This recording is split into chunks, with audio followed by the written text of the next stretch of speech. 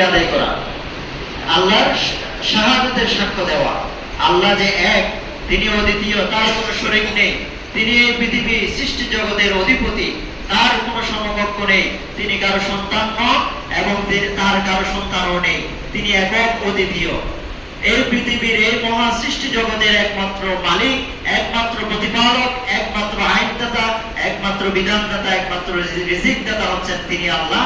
এই কথার সাক্ষ্য আমাদের হৃদয় দিয়ে অনুধাবন করার পর মুখে সাক্ষ্য দেওয়া এবং বাস্তব জীবনে এটা প্রতিফলন করতে পারলে এটা হবে শাহাদাত। এটা ইসলামের ১ নম্বর স্তম্ভ।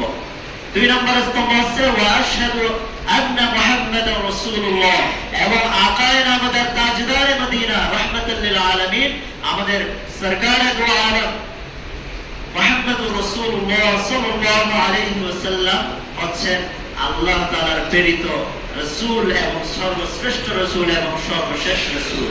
এই কথাও স্বীকৃতি দেওয়া ঈমানের দ্বিতীয়তম স্তম্ভ। ৩ নম্বর স্তম্ভ হচ্ছে ওয়া ইকামিস সালাত, এবং সালাত কায়েম করা, নামাজ প্রতিষ্ঠা করা ঠিক সময়ে। ইন্নাস সালাতা কানাত আলাল মুমিনিনা কিতাবান মাওকুতা, যথা সময়ে নামাজ আদায় করা হচ্ছে ইসলামের তৃতীয় স্তম্ভ। তারপর ৪র্থ স্তম্ভ হচ্ছে